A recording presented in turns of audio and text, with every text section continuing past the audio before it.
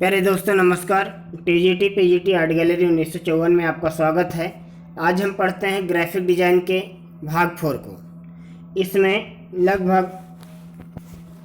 20 question से 25 question होंगे जिसको आपको पढ़ना है, समझना है। जैसे इसमें पहला क्वेश्चन है, जॉर्ज लुइस किस रूप में जाने जाते हैं? जॉर्ज लुइस किस रूप में जाने जाते हैं? तो अमेरिकी विज्ञापन कला निर्देशक के रूप में जाने जाते हैं। क्वेश्चन नंबर 2, मार्शल मैकलुहान कहाँ के दार्शनिक थे? तो एक कनाडा के दार्शनिक हैं। यहाँ पर अब हम पाश्चात्य कलाकार के बारे में पढ़ रहे हैं या पाश्चात्य में ग्राफिक के बारे में पढ़ रहे हैं, तो हमें पाश्चात्य कलाकार के बारे में कुछ मालूम होना चाहिए। जैसे माइकल एंजेलो, तो माइकल एंजेलो का नाम आते ही आपके माइंड में आना चाहिए कि 1475 में इनका जन्म हुआ था और 1564 में मृत्यु। और लियोनार्डो दा विंची, ये भी एक चरम पुनरुत्थान हाई रेनेसा का महान कलाकार था जिसका जन्म 1452 ईस्वी में हुआ और मृत्यु कब हुई? 1519 ईस्वी में। तो इस तरीके से आपको ये क्वेश्चन मालूम होना चाहिए। अगला क्वेश्चन है question number 3, Milton Glaser Seymour Chwast एवं गुंटर रैम्बो कहाँ के थे? तो अमेरिका के थे। कौन कौन थे इसमें?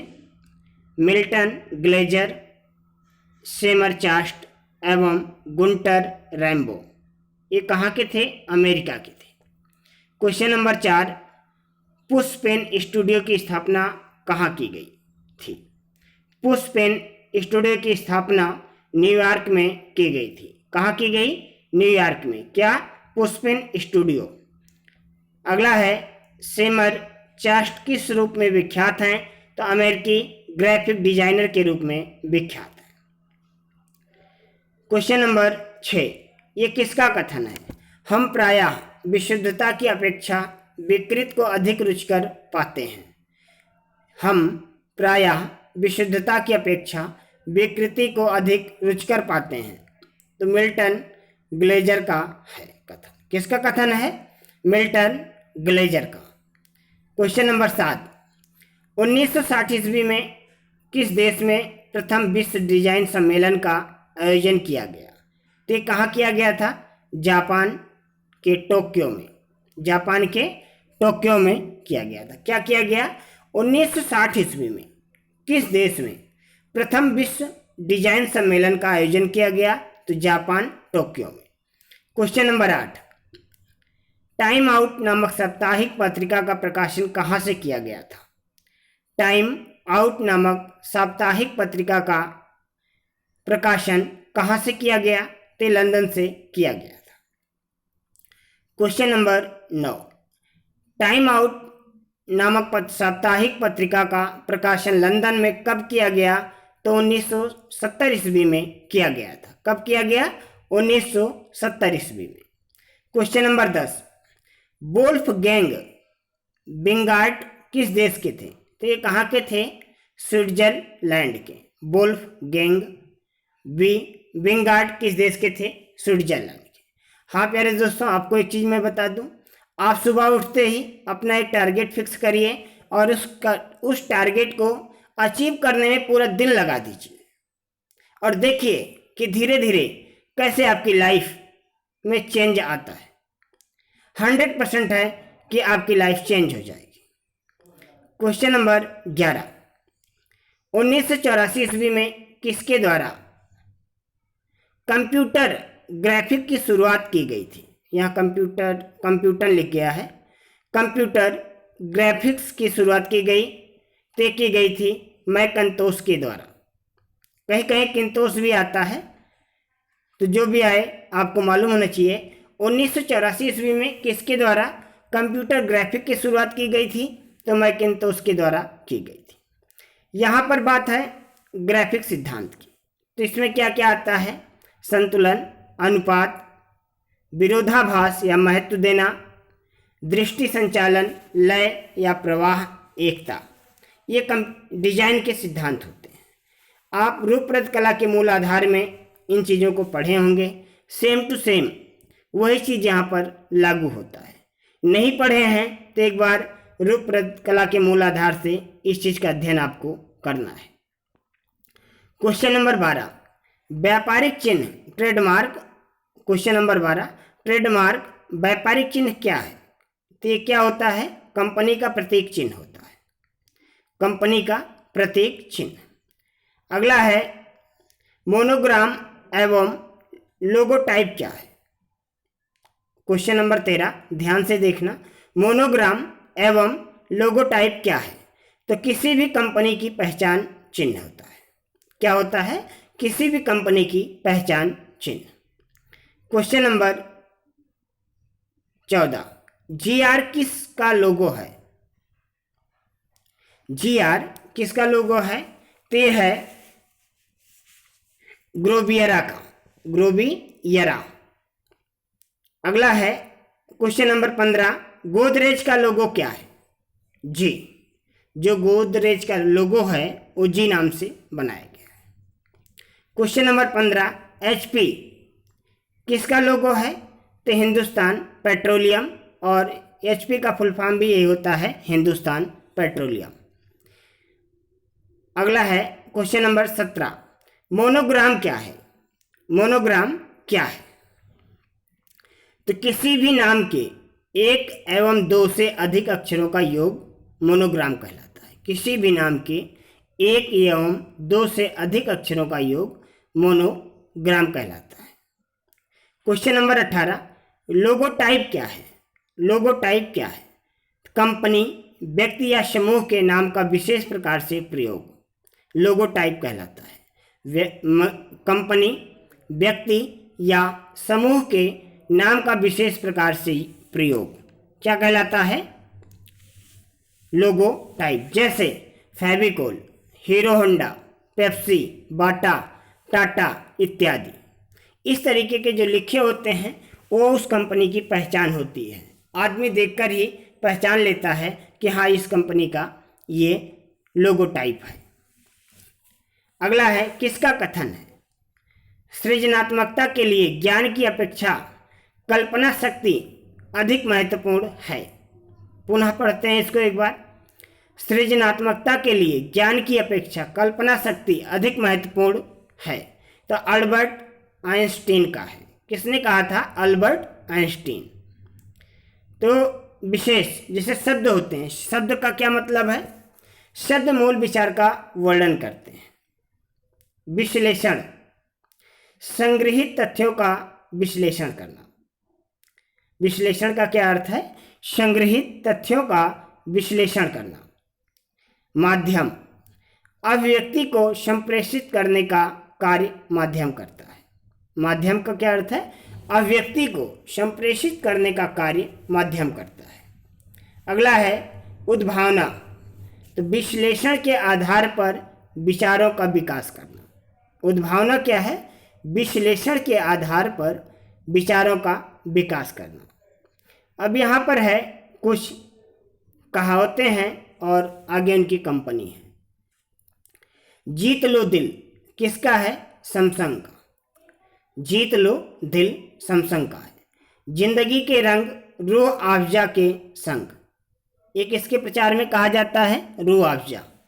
हाँ, एक चीज़ है, आप लोग टीवी देखते हो, टीवी में प्रचार आता है तो प्रचार को बहुत ध्यान से नहीं देखा जाता है। आपको देखना है कि किस प्रचार में किस व्यक्ति द्वारा क्या कहा जा रहा है, वो व्यक्ति कौन है और किस ब्रांड का प्रचार कर रहा है, ये चीज़ आपको मालूम होना चाहिए। अगला है पॉइंट नंबर 3, सॉलिड इंडियन दांत। सॉलिड इंडियन दांत, डाबर लाल दत्तमंजन। डाबर लाल दत्तमंजन। अगला है पॉइंट नंबर 4, जानदार इंजन शानदार अंदाज। टाटा मोटर्स का है। जानदार इंजन शानदार अंदाज किसका है? टाटा मोटर्स का। पॉइंट नंबर 5, जो बुने प्यार से वो चुने दिमाग से। वर्धमान। जो बुने प्यार से वो चुने दिमाग से किसका कथन है? वर्धमान का। पॉइंट नंबर 6, अब हर दिन खुशियों का उत्सव। अब हर दिन खुशियों का उत्सव, तो ये क्या है? रचना। पॉइंट नंबर 7, खाए जाओ यूनाइटेड के गुण गाए जाओ। खाए जाओ यूनाइटेड के गुण गाए जाओ।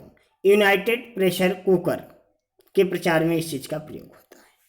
हाँ, अब यहाँ पर हम थोड़ी सी चर्चा करेंगे पाश्चात्य कलाकारों के बारे में, जैसे घिरलैंडियो। घिरलैंडियो का जन्म कब हुआ? 1449 में, और इसकी मृत्यु कब हुई? 1494 ईस्वी में। घिरलैंडियो के गुरु का क्या नाम था? Michael Angelo. अब माइकल एंजेलो का नाम आ गया तो एक बार इनके बारे में पुनः हम पढ़ते हैं। इनका जन्म कब हुआ? 1475 में, और मृत्यु कब हुई? 1464 ईस्वी में। अगला है एल ग्रेको। एल ग्रेको का जन्म कब हुआ? 1541 ईस्वी में, और मृत्यु कब हुई? 1614 ईस्वी में। कब हुआ जन्म? 1541, और मृत्यु कब हुई? 1614 ईस्वी में। और एक कहाँ का निवासी था? ग्रीस का मूल निवासी था, और समन्वयवादी कलाकार के रूप में जाना जाता है। अगला है कलाकार का नाम एडवर्ड माने। एडवर्ड माने का जन्म कब हुआ? 1832 ईस्वी में, और मृत्यु कब हुई? 1883 ईस्वी में। ये प्रभाववादी कलाकार है, लेकिन आरंभ में यथार्थवाद की ओर आकृष्ट थे।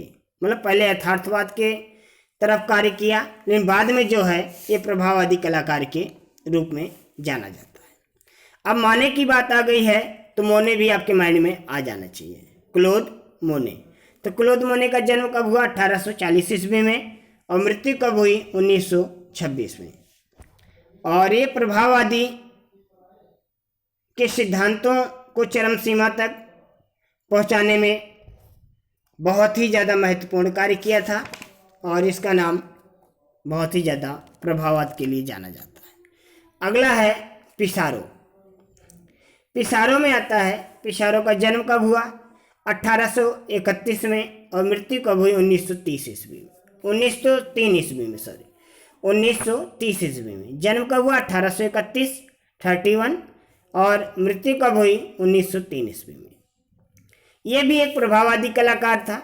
और अगला है एडगार देगा।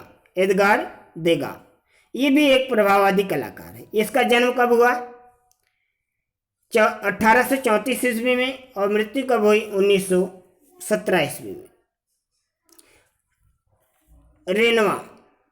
रेनवा भी एक प्रभाववादी कलाकार है। तो इसका जन्म कब हुआ? 1841 में, और मृत्यु कब हुई? 1919 ईस्वी में। इसके प्रमुख चित्र हैं स्नान मग्ना युक्ति, झूला, ग्रिफोन वाली इत्यादि। अगला है तुलुज लोत्रेक, हेनरी द तुलुज लोत्रेक।